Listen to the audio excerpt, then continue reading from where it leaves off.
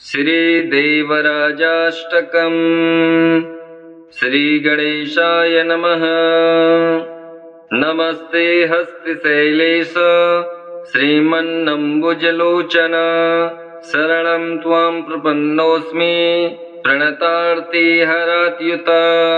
समस्तप्राणिसन्त्राण प्रवीण करुणोद्बण।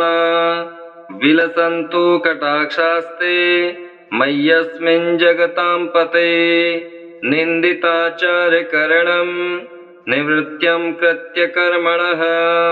पापीयाः सममर्यादं पाहि मां वरद प्रभो। संसारमरुकान्तारे दुर्व्याधिव्याघ्रभीषणे। विषयशूद्रगुल्माढ्ये तृषापादपलासिनी। पुत्रदारगृहक्षेत्र मृगतृष्णाम्बुपुष्कले। कृत्याकृत्यविवेकान्धं परिभ्रान्तमितस्ततः। अजस्रं जाततृष्णार्तमवसन्नाङ्गमक्षमं। क्षीणशक्तिबलारोग्यं केवलं क्लेशसंश्रयम्। सन्तप्तं विविधैर्दुःखैर्दुर्वचैरेवमादिभिः। देवराजदयासिन्धो देवदेव जगत्पते। त्वदीक्षणसुधासिन्धो वीचिविक्षेपसीकरै। कारुण्यमारुतानीते शीतलेरभिषिञ्चताम्। नमस्ते हस्तिशैलेश श्रीमन्नम्बुजलोचन। शरणं त्वां प्रपन्नोऽस्मि प्रणतार्ति हरात्युत। समस्तप्राणिसन्त्राण प्रवीण करुणोद्बण। विलसन्तु कटाक्षास्ते मय्यस्मिन् जगतां पते। निन्दिताचार्यकरणं निवृत्त्यं कृत्यकर्मणः। पापीयाः सममर्यादं पाहि मां वरद प्रभो। संसारमरुकान्तारे दुर्व्याधिव्याघ्रभीषणे। विषयशूद्रगुल्माढ्ये तृषापादपलासिनी। पुत्रदारगृहक्षेत्र मृगतृष्णाम्बुपुष्कले। कृत्याकृत्यविवेकान्धं परिभ्रान्तमितस्ततः। अजस्रं जाततृष्णार्तमवसन्नाङ्गमक्षमं। क्षीणशक्तिबलारोग्यं केवलं क्लेशसंश्रयम्। सन्तप्तं विविधैर्दुःखैर्दुर्वचैरेवमादिभिः। देवराजदयासिन्धो देवदेव जगत्पते। त्वदीक्षणसुधासिन्धो वीचिविक्षेपसीकरै। कारुण्यमारुतानीते शीतलेरभिषिञ्चताम्। नमस्ते हस्तिशैलेश श्रीमन्नम्बुजलोचन। शरणं त्वां प्रपन्नोऽस्मि प्रणतार्ति हरात्युत। समस्तप्राणिसन्त्राण प्रवीण करुणोद्बण। विलसन्तु कटाक्षास्ते मय्यस्मिन् जगतां पते। निन्दिताचार्यकरणं निवृत्त्यं कृत्यकर्मणः। पापीयाः सममर्यादं पाहि मां वरद प्रभो। संसारमरुकान्तारे दुर्व्याधिव्याघ्रभीषणे। विषयशूद्रगुल्माढ्ये तृषापादपलासिनी। पुत्रदारगृहक्षेत्र मृगतृष्णाम्बुपुष्कले। कृत्याकृत्यविवेकान्धं परिभ्रान्तमितस्ततः। अजस्रं जाततृष्णार्तमवसन्नाङ्गमक्षमं। क्षीणशक्तिबलारोग्यं केवलं क्लेशसंश्रयम्। सन्तप्तं विविधैर्दुःखैर्दुर्वचैरेवमादिभिः। देवराजदयासिन्धो देवदेव जगत्पते। त्वदीक्षणसुधासिन्धो वीचिविक्षेपसीकरै। कारुण्यमारुतानीते शीतलेरभिषिञ्चताम्। नमस्ते हस्तिशैलेश श्रीमन्नम्बुजलोचन शरणं त्वां प्रपन्नोऽस्मि प्रणतार्ति हरात्युत समस्तप्राणिसन्त्राण प्रवीण करुणोद्बण विलसन्तु कटाक्षास्ते मय्यस्मिन् जगतां पते निन्दिताचार्यकरणं निवृत्त्यं कृत्यकर्मणः पापीया सममर्यादं पाहि मां वरद प्रभो संसारमरुकान्तारे दुर्व्याधिव्याघ्रभीषणे विषयशूद्रगुल्माढ्ये तृषापादपलासिनी पुत्रदारगृहक्षेत्र मृगतृष्णाम्बुपुष्कले कृत्याकृत्यविवेकान्धं परिभ्रान्तमितस्ततः अजस्रं जाततृष्णार्तमवसन्नाङ्गमक्षमं क्षीणशक्तिबलारोग्यं केवलं क्लेशसंश्रयं सन्तप्तं विविधैर्दुःखैर्दुर्वचैरेवमादिभिः देवराजदयासिन्धो देवदेव जगत्पते त्वदीक्षण सुधासिन्धो वीचिविक्षेपसीकरै कारुण्यमारुतानीते शीतलेरभिषिञ्चताम् नमस्ते हस्तिशैलेश श्रीमन्नम्बुजलोचन शरणं त्वां प्रपन्नोऽस्मि प्रणतार्ति हरात्युत समस्तप्राणिसन्त्राण प्रवीण करुणोद्बण विलसन्तु कटाक्षास्ते मय्यस्मिन् जगतां पते निन्दिताचार्यकरणं निवृत्त्यं कृत्यकर्मणः पापीया सममर्यादं पाहि मां वरद प्रभो संसारमरुकान्तारे दुर्व्याधिव्याघ्रभीषणे विषयशूद्रगुल्माढ्ये तृषापादपलासिनी पुत्रदारगृहक्षेत्र मृगतृष्णाम्बुपुष्कले कृत्याकृत्यविवेकान्धं परिभ्रान्तमितस्ततः अजस्रं जाततृष्णार्तमवसन्नाङ्गमक्षमं क्षीणशक्तिबलारोग्यं केवलं क्लेशसंश्रयं सन्तप्तं विविधैर्दुःखैर्दुर्वचैरेवमादिभिः देवराजदयासिन्धो देवदेव जगत्पते त्वदीक्षण सुधासिन्धो वीचिविक्षेपसीकरै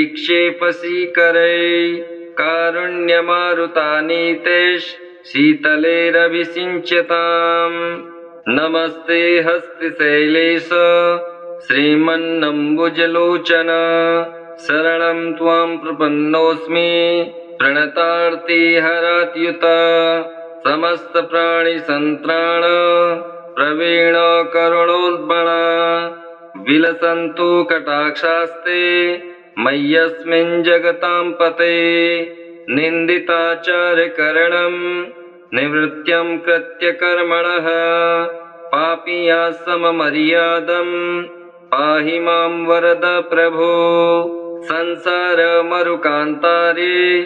दुर्व्याधिव्याघ्रभीषणे विषयशूद्रगुल्माढ्ये तृषापादपलासिनी पुत्रदारगृहक्षेत्र मृगतृष्णाम्बुपुष्कले कृत्याकृत्यविवेकान्धं परिभ्रान्तमितस्ततः अजस्रं जाततृष्णार्तमवसन्नाङ्गमक्षमं क्षीणशक्तिबलारोग्यं केवलं क्लेशसंश्रयं सन्तप्तं विविधैर्दुःखैर्दुर्वचैरेवमादिभिः देवराजदयासिन्धो देवदेव जगत्पते त्वदीक्षण सुधासिन्धो वीचिविक्षेपसीकरै कारुण्यमारुतानीते शीतलेरभिषिञ्चताम् नमस्ते हस्तिशैलेश श्रीमन्नम्बुजलोचन शरणं त्वां प्रपन्नोऽस्मि प्रणतार्ति हरात्युत समस्त प्राणि संत्राण प्रवीण करुणोद्बण विलसन्तु कटाक्षास्ते मय्यस्मिन् जगतां पते निन्दिताचार्यकरणं निवृत्त्यं कृत्यकर्मणः पापीया सममर्यादं पाहि मां वरद प्रभो संसारमरुकान्तारे दुर्व्याधिव्याघ्रभीषणे विषयशूद्रगुल्माढ्ये तृषापादपलासिनी पुत्रदारगृहक्षेत्र मृगतृष्णाम्बुपुष्कले कृत्याकृत्यविवेकान्धं परिभ्रान्तमितस्ततः अजस्त्रं जाततृष्णार्तमवसन्नाङ्गमक्षमं क्षीणशक्तिबलारोग्यं केवलं क्लेशसंश्रयम् संतप्तं विविधैर्दुःखैर्दुर्वचैरेवमादिभिः देवराजदया सिन्धो देवदेव जगत्पते त्वदीक्षण सुधा सिन्धो वीचिविक्षेपसीकरै कारुण्यमारुतानीते शीतलेरभिषिञ्चताम्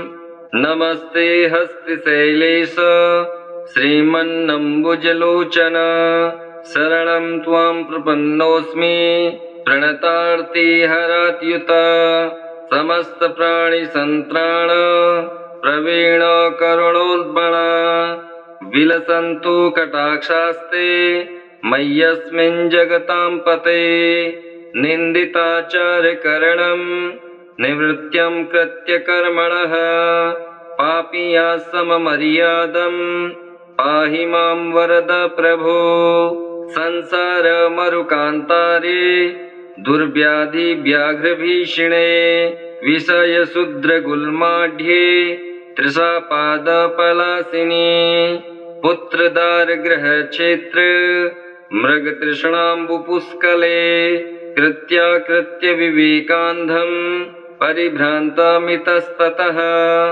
अजस्त्रं जाततृष्णार्तमवसन्नाङ्गमक्षमं क्षीणशक्तिबलारोग्यं केवलं क्लेशसंश्रयम् संतप्तं विविधैर्दुःखैर्दुर्वचैरेवमादिभिः देवराजदया सिन्धो देवदेव जगत्पते त्वदीक्षण सुधा सिन्धो वीचिविक्षेपसीकरै कारुण्यमारुतानीते शीतलेरभिषिञ्चताम् नमस्ते हस्तिशैलेश श्रीमन्नम्बुजलोचन शरणं त्वां प्रपन्नोऽस्मि प्रणतार्ति हरात्युत समस्त प्राणि संत्राण प्रवीण करुणोद्बण विलसन्तु कटाक्षास्ते मय्यस्मिन् जगतां पते निन्दिताचार्यकरणं निवृत्त्यं कृत्यकर्मणः पापीया सममर्यादं पाहि मां वरद प्रभो संसारमरुकान्तारे दुर्व्याधिव्याघ्रभीषणे विषयशूद्रगुल्माढ्ये तृषापादपलासिनी पुत्रदारगृहक्षेत्र मृगतृष्णाम्बुपुष्कले कृत्याकृत्यविवेकान्धं परिभ्रान्तमितस्ततः अजस्त्रं जाततृष्णार्तमवसन्नाङ्गमक्षमं क्षीणशक्तिबलारोग्यं केवलं क्लेशसंश्रयम् संतप्तं विविधैर्दुःखैर्दुर्वचैरेवमादिभिः देवराजदया सिन्धो देवदेव जगत्पते त्वदीक्षण सुधा सिन्धो वीचिविक्षेपसीकरै कारुण्यमारुतानीते शीतलेरभिषिञ्चताम् नमस्ते हस्तिशैलेश श्रीमन्नम्बुजलोचन शरणं त्वां प्रपन्नोऽस्मि प्रणतार्ति हरात्युत समस्त प्राणि संत्राण प्रवीण करुणोद्बण विलसन्तु कटाक्षास्ते मय्यस्मिन् जगतां पते निन्दिताचार्यकरणं निवृत्त्यं कृत्यकर्मणः पापीया सममर्यादं पाहि मां वरद प्रभो संसारमरुकान्तारे दुर्व्याधिव्याघ्रभीषणे विषयशूद्रगुल्माढ्ये तृषापादपलासिनी पुत्रदारगृहक्षेत्र मृगतृष्णाम्बुपुष्कले कृत्याकृत्यविवेकान्धं परिभ्रान्तमितस्ततः अजस्रं जाततृष्णार्तमवसन्नाङ्गमक्षमं क्षीणशक्तिबलारोग्यं केवलं क्लेशसंश्रयम् संतप्तं विविधैर्दुःखैर्दुर्वचैरेवमादिभिः देवराजदया सिन्धो देवदेव जगत्पते त्वदीक्षण सुधा सिन्धो वीचिविक्षेपसीकरै कारुण्यमारुतानीते शीतलेरभिषिञ्चताम् नमस्ते हस्तिशैलेश श्रीमन्नम्बुजलोचन शरणं त्वां प्रपन्नोऽस्मि प्रणतार्तिहरात्युत समस्तप्राणिसन्त्राण प्रवीण करुणोद्बण विलसन्तु कटाक्षास्ते मय्यस्मिन् जगतां पते निन्दिताचार्यकरणं निवृत्त्यं कृत्यकर्मणः पापीया सममर्यादं पाहि मां वरद प्रभो संसारमरुकान्तारे दुर्व्याधिव्याघ्रभीषणे विषयशूद्रगुल्माढ्ये तृषापादपलासिनी पुत्रदारगृहक्षेत्र मृगतृष्णाम्बुपुष्कले कृत्याकृत्यविवेकान्धं परिभ्रान्तमितस्ततः अजस्रं जाततृष्णार्तमवसन्नाङ्गमक्षमं क्षीणशक्तिबलारोग्यं केवलं क्लेशसंश्रयम् संतप्तं विविधैर्दुःखैर्दुर्वचैरेवमादिभिः देवराजदया सिन्धो देवदेव जगत्पते त्वदीक्षण सुधा सिन्धो वीचिविक्षेपसीकरै कारुण्यमारुतानीते शीतलेरभिषिञ्चताम् नमस्ते हस्तिशैलेश श्रीमन्नम्बुजलोचन शरणं त्वां प्रपन्नोऽस्मि प्रणतार्तिहरात्युत समस्तप्राणिसन्त्राण प्रवीण करुणोद्बण विलसन्तु कटाक्षास्ते मय्यस्मिन् जगतां पते निन्दिताचार्यकरणं निवृत्त्यं कृत्यकर्मणः पापीया सममर्यादं पाहि मां वरद प्रभो संसारमरुकान्तारे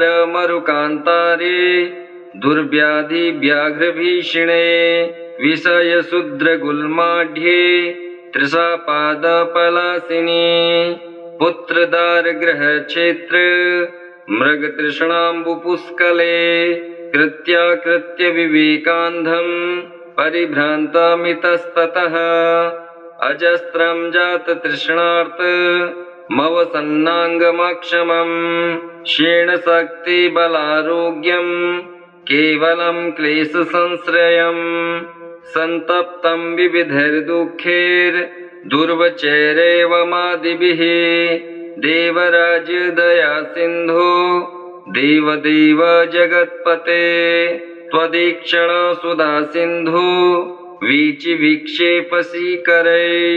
कारुण्यमारुतानीते शीतलेरभिषिञ्चताम् नमस्ते हस्तिशैलेश श्रीमन्नम्बुजलोचन शरणं त्वां प्रपन्नोऽस्मि प्रणतार्तिहरात्युत समस्तप्राणिसन्त्राण प्रवीण करुणोद्बण विलसन्तु कटाक्षास्ते मय्यस्मिन् जगतां पते निन्दिताचार्यकरणं निवृत्त्यं कृत्यकर्मणः पापीयाः सममर्यादम् पाहि मां वरद प्रभो संसारमरुकान्तारे दुर्व्याधिव्याघ्रभीषणे विषयशूद्रगुल्माढ्ये तृषापादपलासिनी पुत्रदारगृहक्षेत्र मृगतृष्णाम्बुपुष्कले कृत्याकृत्यविवेकान्धम् परिभ्रान्तमितस्ततः अजस्रं जाततृष्णार्त मवसन्नाङ्गमक्षमम् क्षीणशक्तिबलारोग्यम् केवलं क्लेशसंश्रयम् सन्तप्तं विविधैर्दुःखैर्दुर्वचैरेवमादिभिः देवराजदया सिन्धो देवदेव जगत्पते त्वदीक्षण सुधा सिन्धो वीचिविक्षेपसीकरै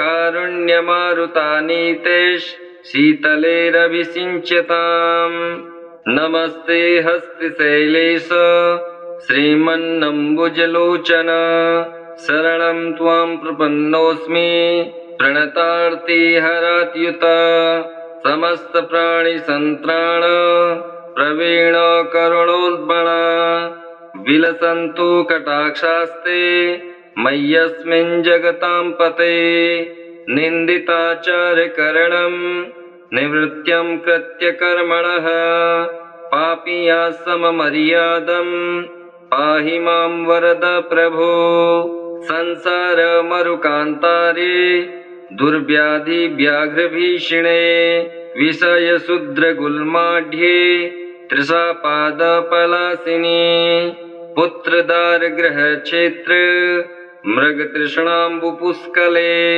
कृत्याकृत्यविवेकान्धम् परिभ्रान्तमितस्ततः अजस्रं जाततृष्णार्त मवसन्नाङ्गमक्षमम् क्षीणशक्तिबलारोग्यम् केवलं क्लेशसंश्रयम् सन्तप्तं विविधैर्दुःखैर्दुर्वचैरेवमादिभिः देवराजदया सिन्धो देवदेव जगत्पते त्वदीक्षण सुधा सिन्धो वीचिविक्षेपसीकरै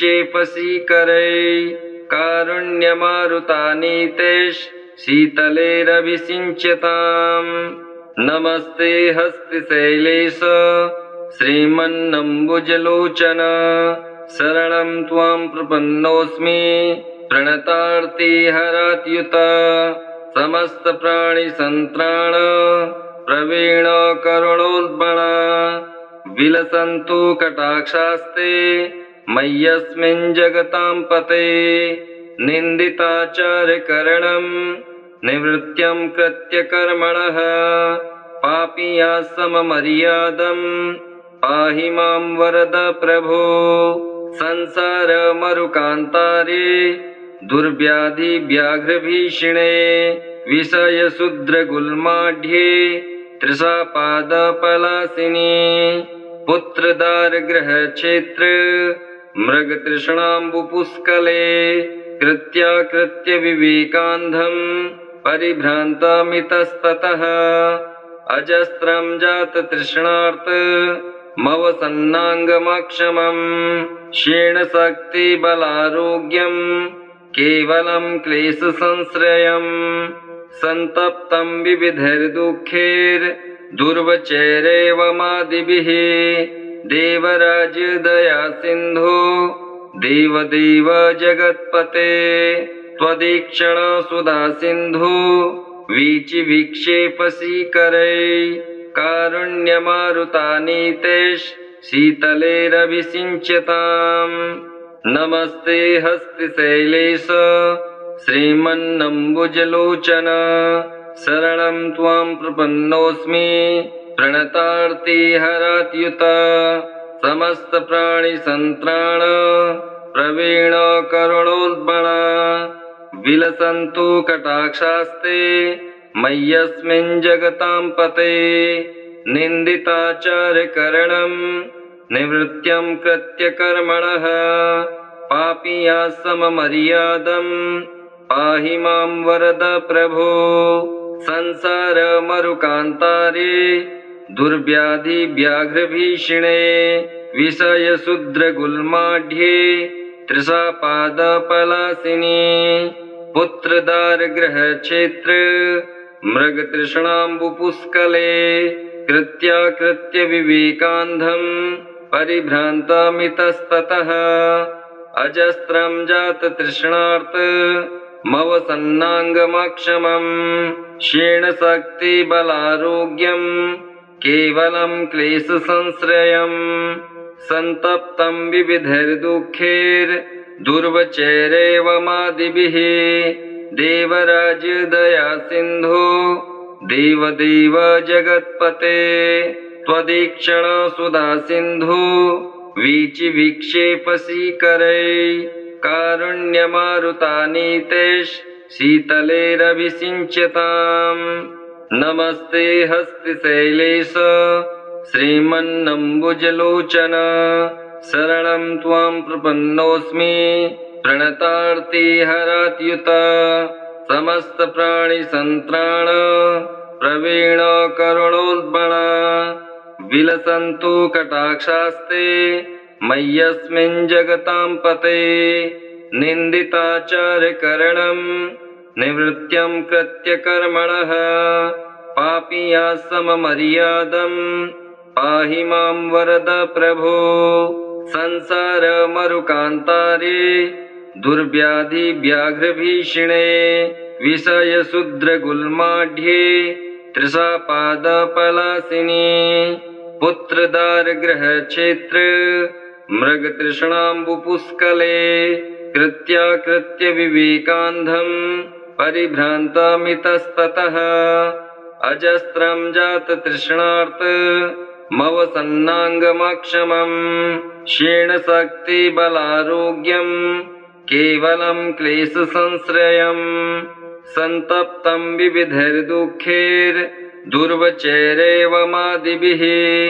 देवराजदया सिन्धो देवदेव जगत्पते त्वदीक्षण सुधा सिन्धो वीचिविक्षेपसीकरै कारुण्यमारुतानीतेश शीतलेरभिषिञ्चताम् श्रीकाञ्चीपूर्णविरचितं देवराजाष्टकम् श्रीविष्णोर्पणमस्तु।